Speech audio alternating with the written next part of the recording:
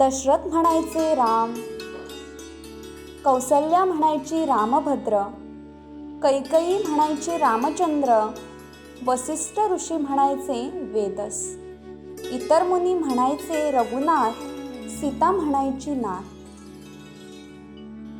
अयोध्येचे लोक म्हणायचे सीतापती, म्हणून रामाय रामभद्राय रामचंद्राय वेदसे रघुनाथाय सीताय पतये नमः असा श्लोक झाला.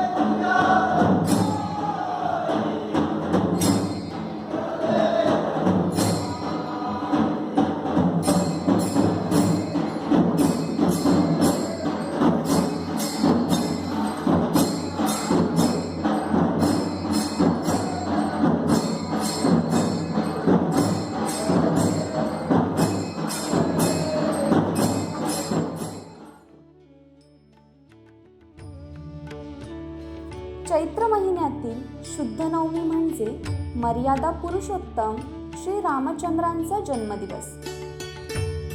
या दिवशी पुष्य नक्षत्रावर मध्यान्ही कर्कलग्नी सूर्यादी 5 ग्रह उच्च राशीचा राजदेवयोग असताना अयोध्येत रामचंद्रांचा जन्म झाला.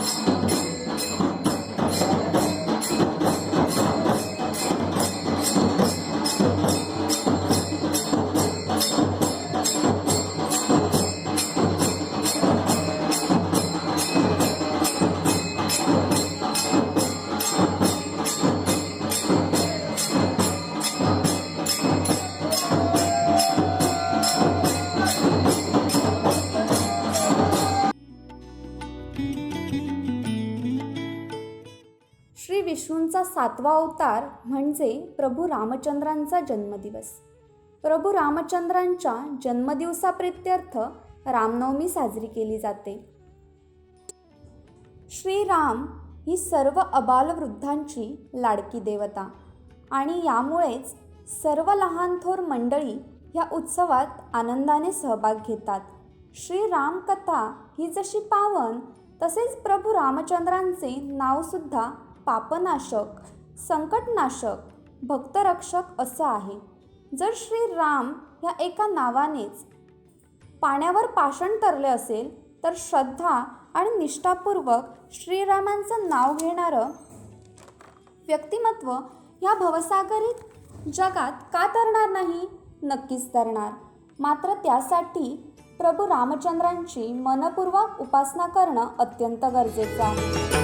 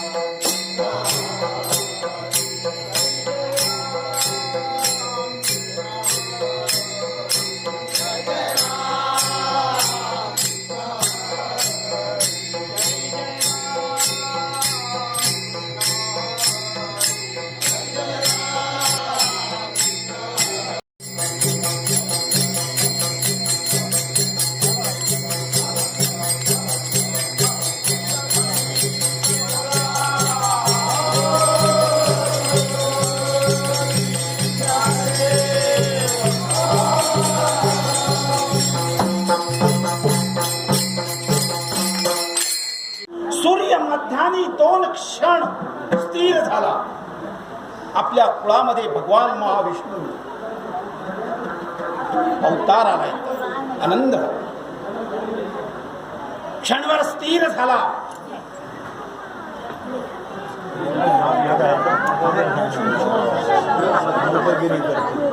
आणि त्यावेळी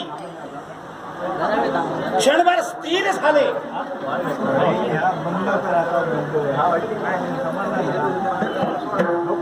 जरा प्लीज सहकार्य करा. प्लीज जरा सहकार्य करा. 12 वाजेच्या वेळेला अंतरिक्षामध्ये साऱ्या देवतांनी दाटी केली.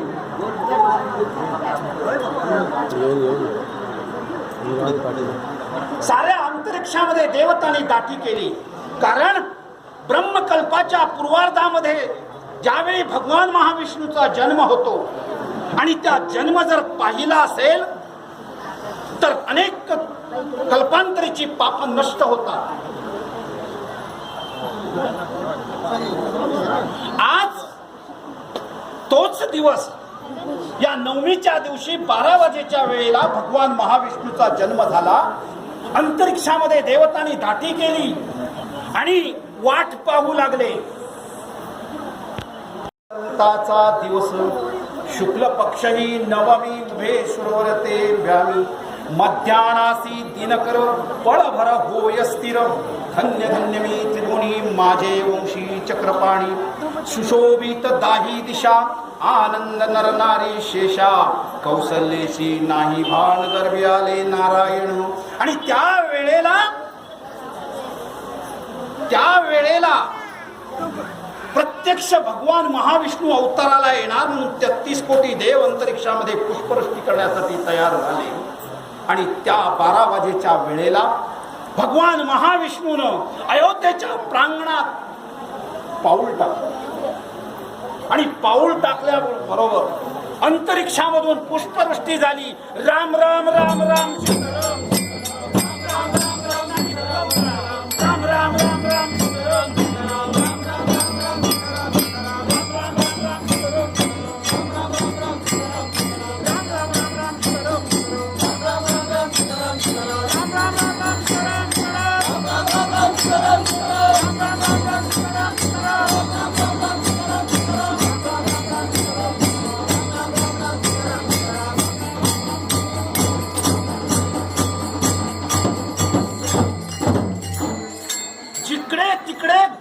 गुड्या पताका लावायला सुरुवात केली. प्रजेचा आनंद गगनात मावेनासा झाला. सारी प्रजा आनंदी राहाम म्हणता वार्ता सर्वत्र पसरली की कौशल्यला पुत्र झाला. पाठोपाठ लक्ष्मण भरत शत्रुघ्न हेही आले अवताराला. आणि एकच जल्लोष अयोध्येच्या त्या प्रांगणामध्ये झाला. गुड्या तोरणं लावली गेली. तो आनंद सोहळा आपल्याला पण साजरा करायचा आहे. तुमच्याकडे असणारा रुमाल हातामध्ये घ्या आणि त्या रुमालानं होय तो रुमाल घ्यायचा आणि त्या रुमालाची घडी मोडायची. तो असा फडकवायचा पावट्याप्रमाणे आणि मुखानं भगवंताचं नामस्मरण करायचं आणि ध्वज लावल्याचा आनंद आपल्या मनामध्ये नेत्रानं डोळे मिटून तो आनंद प्राप्त करून घ्यायचा आहे. राम राम राम राम सीताराम सीताराम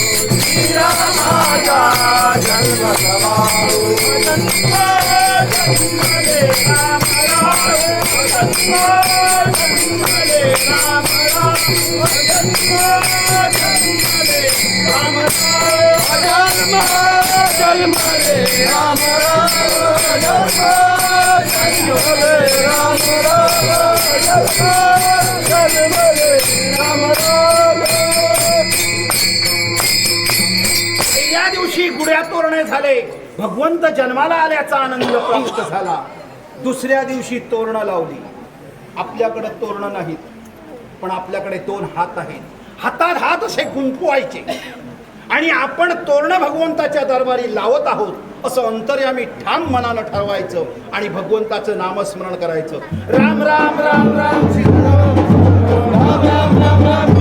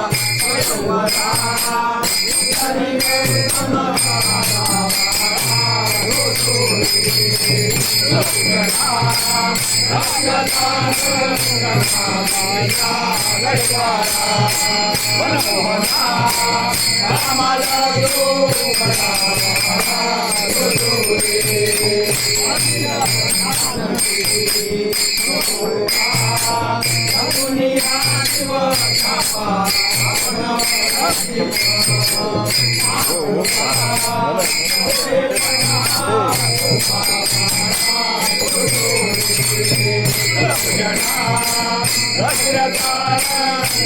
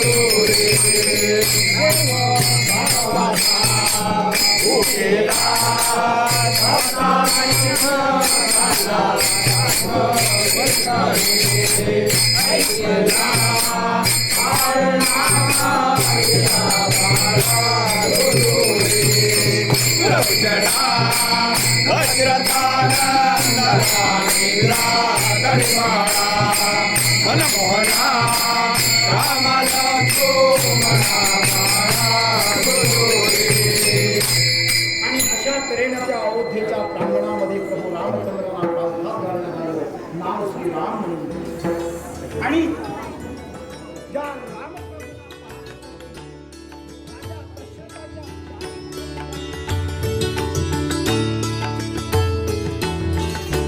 मर्यादा पुरुषोत्तम रामचंद्र यांच्या जन्मदिवसाप्रित्यर्थ 150 वर्षांच्या पूर्वापार परंपरेनुसार अविरतपणे साजरा होणारा रामनवमी उत्सव केळूस कालवी बंदर येथे उत्साहात साजरा झाला.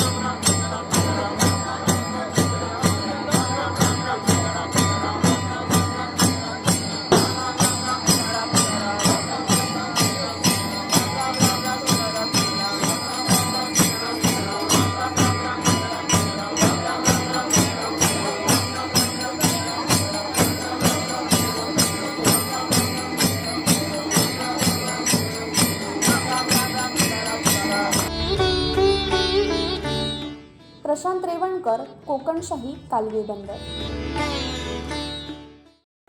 असे नवनवीन व्हिडिओ पाहण्यासाठी कोकणशाहीचं यूट्यूब चॅनल सबस्क्राईब करा व बेल बटन प्रेस करा. तसेच फेसबुक पेज लाईक करा आणि इंस्टाग्राम पेज व ट्विटर पेजला फॉलो करायला विसरू नका.